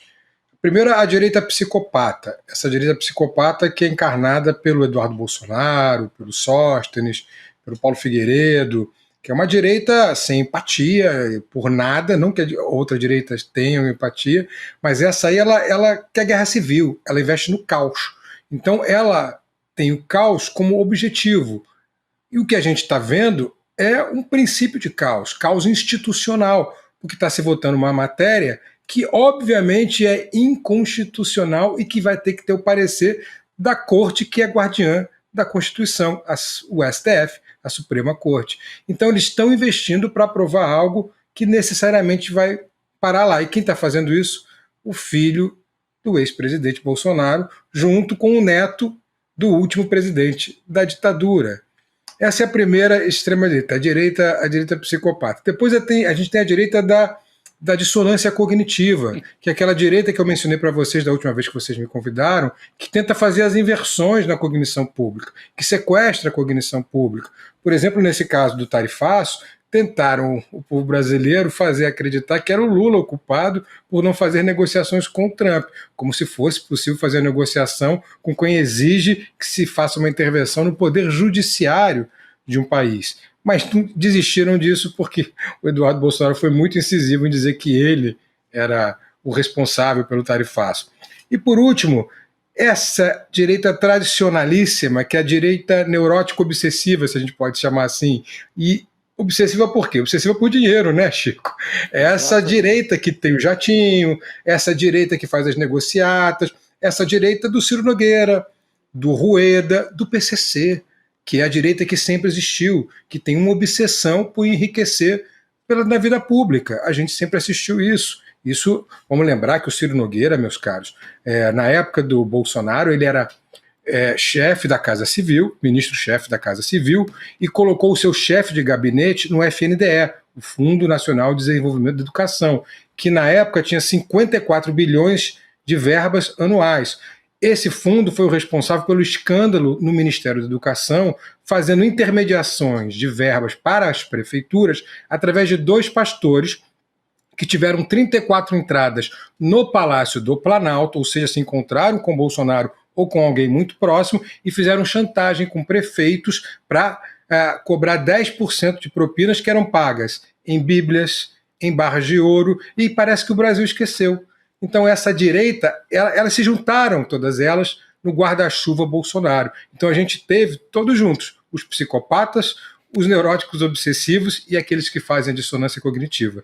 E esse é só um resumo da crise psicológica e estética que a gente vive nessa direita brasileira. Não, diagnóstico perfeito, né? Você visualiza muito bem cada grupo desse. Então, os neuróticos obsessivos eu consegui visualizar e a turma, os primeiros psicopatas também. Esse do meio do caminho que você chamou aí de dissonância cognitiva, quem é que estaria nesse grupo aí, Felipe? Nesse segundo grupo, não quer dizer que um não possa estar em 3 grupos ao mesmo tempo, às vezes pode, viu? Tá bom. Mas nesse segundo grupo eu colocaria o Nicolas, que faz essa dissonância cognitiva. Por exemplo, ele fez isso no caso do Pix. Ele consegue confundir a opinião pública com sequestrando a cognição para um tema. Então ele vai lá, inventa a história do Pix e diz que vão taxar o Pix, quando era só uma instrução normativa de uma secretaria do Ministério da Fazenda. Ele faz muito isso. O Carluxo faz muito isso através do gabinete do ódio, estratégias de confusão de cognição pública. Né? E esse sequestro é muito claro. Se eu pudesse dar um exemplo, é simples dessa maneira. Eu pergunto para você, qual é o contrário de branco? Você responde, é preto. Eu pergunto, qual é o contrário de claro? Você responde, é escuro. Em seguida eu pergunto, qual é o contrário de verde? E fica meio assim, o contrário de verde existe, é maduro. Mas você não pensou nisso, porque eu te fiz pensar só em termos cromáticos. Isso é uma estratégia muito banal, utilizada pela extrema-direita, para que se pense só de uma maneira. Então, você estabelece parâmetros que são fixados na população, sequestra a cognição. Cognição vem do termo gnosis, que é conhecimento. Então é a maneira como a gente apreende o conhecimento. E a partir desse instante, as pessoas só apreendem o conhecimento de uma maneira única, de um único viés. E aí a gente, como não está na época da pós-verdade, ao contrário do que diz, estamos na época da auto-verdade, essas mesmas pessoas só querem a própria confirmação daquele viés. Daí banheiro virar tema de campanha presidencial como se fosse algo que o presidente da República estabelece. Então, isso é massificado, Rodrigo, Chico e Gabi. É massificado de uma maneira tal que fica muito difícil combater. Só se combate isso com muito estudo, como eu disse na última vez que estive aqui, com linguagem e com velocidade. Mas precisa ser muito pesquisado para fazer uma real, para ter alguma eficácia nisso que eu chamo de guerra semiótica, que é o que a gente vive com esses 3 grupos que eu diagnostiquei da extrema-direita. O psicótico, o dissonante cognitivo e o neurótico obsessivo. Não, perfeito. E esse grupo do meio, o dissonante cognitivo, no caso do Pix, ele fez o terceiro grupo, que é o do balcão, ganhar muito, de ficar protegido. Claro. Porque as fintechs, aqueles fundos não foram fiscalizados. Você pode mandar o Pix que quiser para eles. Então, a parte da dissonância ajudando o balcãozão do Centrão. É isso. Se encontraram nesse caso aí. Perfeito. Perfeito, Chico. A conclusão é perfeita.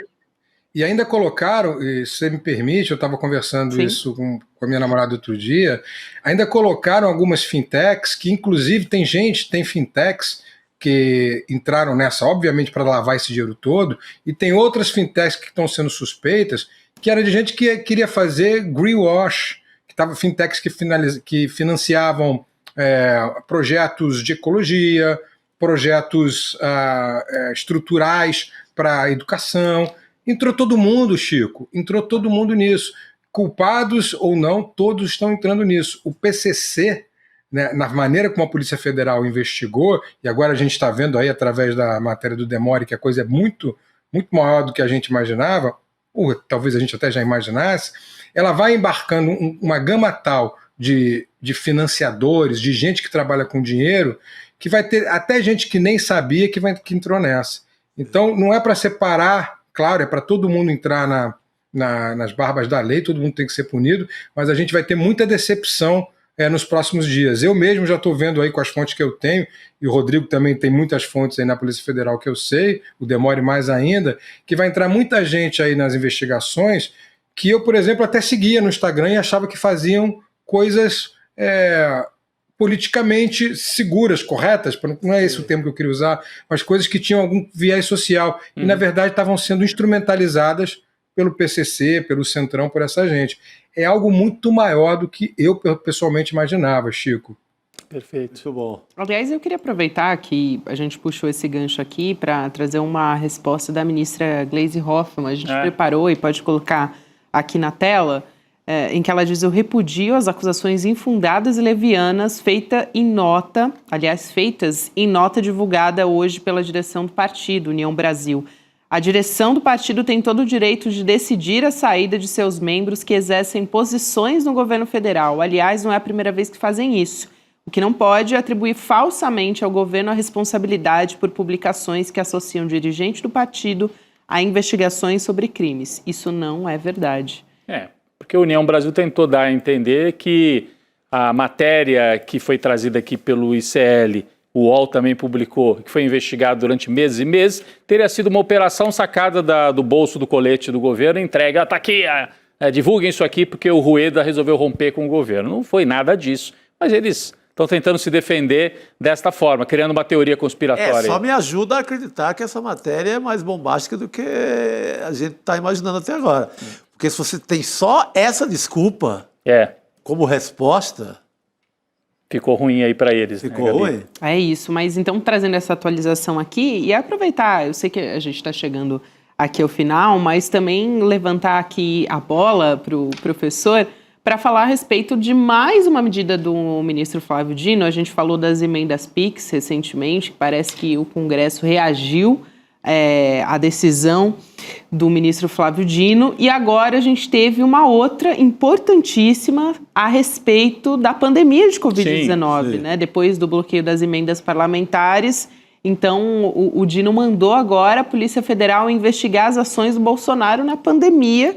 ele acolheu o pedido feito a partir das conclusões da CPI Covid, que foi lá em 2021.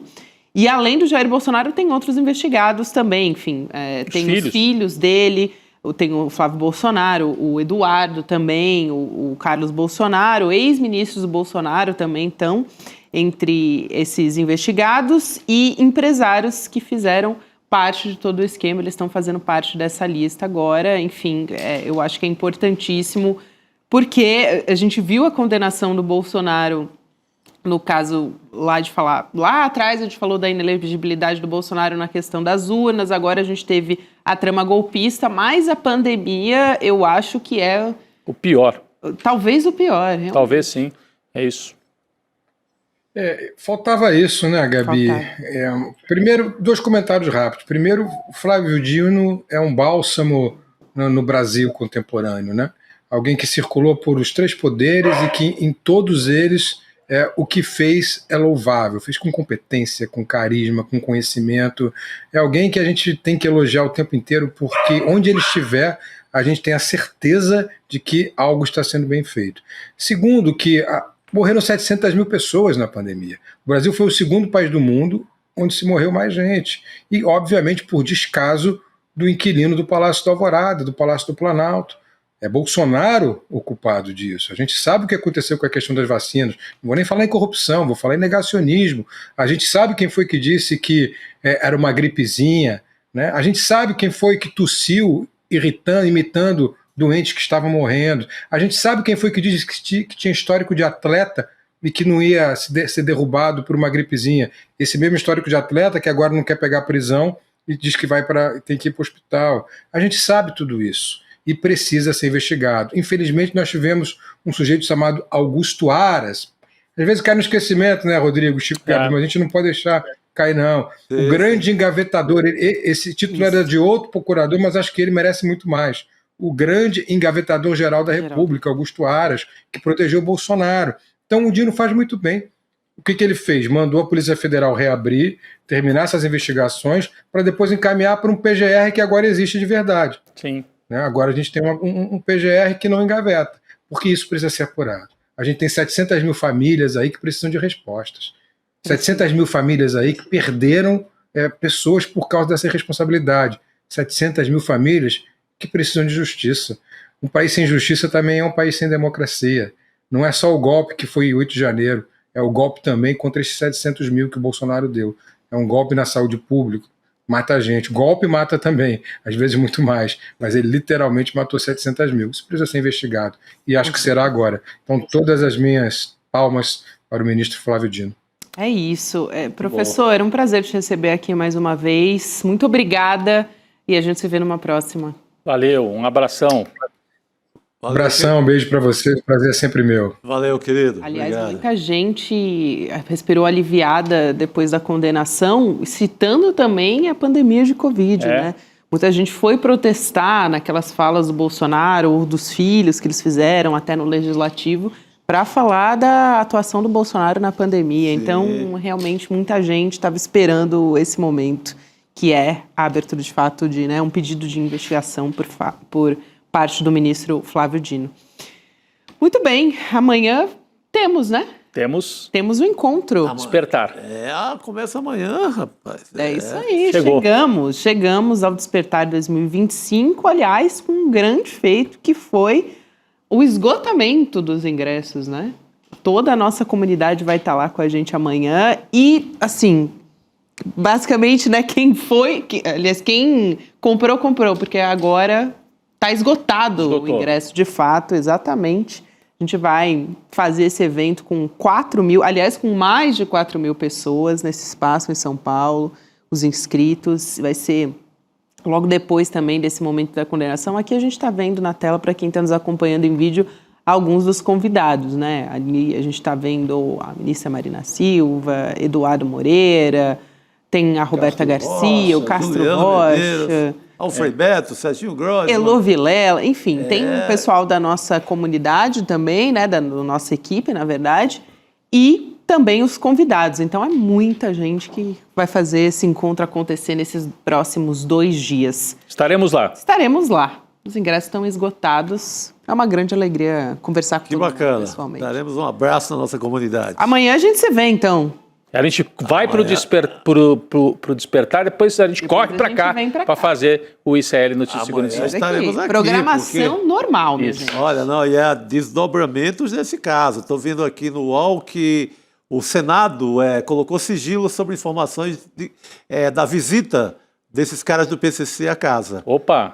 A Câmara abriu e mostrou já que o Beto Louco visitou um deputado na Câmara naquele período do voo. Opa! Então, vem coisa, tá Tem só mais começando. coisas por aí, desdobramentos. Obrigada, Chico Sá, pelas atualizações de última hora. É notícia até o minuto final aqui do N2. Obrigada. E olha, você entregando em cima é isso que é. Maravilhoso. Vamos nessa. Boa noite. Valeu, boa noite.